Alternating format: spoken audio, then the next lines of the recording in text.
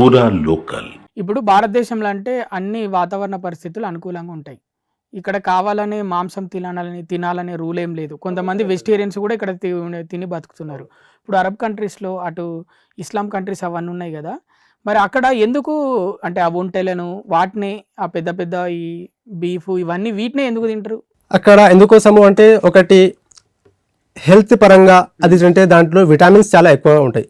అంటే వాతావరణ పరిస్థితులను బట్టి అక్కడ ఆ మాంసాన్ని తినడం వల్ల ఎనర్జెటిక్గా వాళ్ళు ఫీల్ చేస్తారు, ఎనర్జీ వస్తుంది చాలా. దాంట్లో ఐరన్, ఫైబర్స్, విటమిన్స్ ఎన్నో రకాలుగా ఉంటాయి. దానికోసం ఇప్పుడు మనము చూస్తాము, ఇది జంతువు కదా, ప్రాణ బలి ఇవ్వకూడదు, జీవహింస చేయకూడదు అని మనం ఇప్పుడు ప్రస్తుతం మాట్లాడుకుంటున్నాము. జీవము అంటే జీవం ఉంది దాంట్లో, దాన్ని కోయకూడదు, అంతే కదా మన వాదన.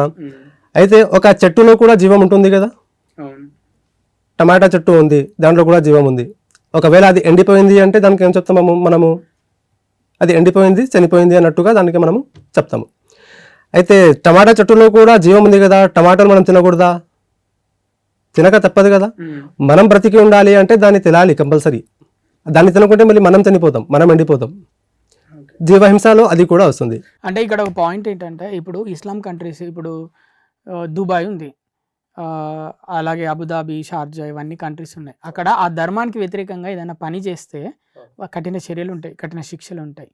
ఓకే, అది ఏ రకంగా అయినా, ఆడవాళ్ళ మీదనైనా లేకపోతే మిగతా డబ్బు, నగదు, దొంగ దోపిడీ ఏదో ఒకటి వాళ్ళ దొంగతనం చేస్తే అతని యొక్క చేతులను కోసేస్తారు వాళ్ళు. మరి భారతదేశంలో ఇక్కడ కూడా ఒక ధర్మం ఉంది.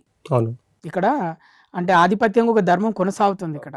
సో ఇక్కడ కూడా వీళ్ళకి వ్యతిరేకంగా చేస్తే ఇక్కడ కూడా శిక్షలు ఉండాలి కదా, అట్లా కావాలని చేసే వాళ్ళకి ఖచ్చితంగా ఉండాలి. ఇక్కడ కూడా అలాంటి కండిషన్స్ పెట్టాలి.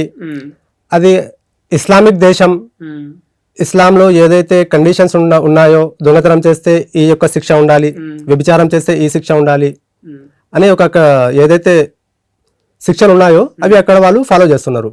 మరి భారతదేశంలో కూడా అలాంటి శిక్షలే మనం తీసుకురావాలి. ఇప్పుడు మన భారతదేశంలో మనము శ్రీరామ రాజ్యాన్ని స్థాపించాలి అని చెప్తున్నాము, మొత్తుకుంటున్నాము. మరి ఆ శ్రీరామ రాజ్యం ఎప్పుడు వస్తుంది అని చాలా మంది ఎదురు కూడా చూస్తున్నారు. ఈ శ్రీరామ రాజ్యం అనేది కేవలం మాట వరుసకు మాత్రమేనా? ఇంప్లిమెంటేషన్ దాంట్లో ఏ విధంగా ఉండదా? ఎన్నో వాటిని మనము ఇంప్లిమెంట్ చేస్తున్నాము, వక్ఫీల్ అని ఇలాంటి వేరే వేరే అంశాలను మనము ఇంప్లిమెంట్ చేస్తున్నాము.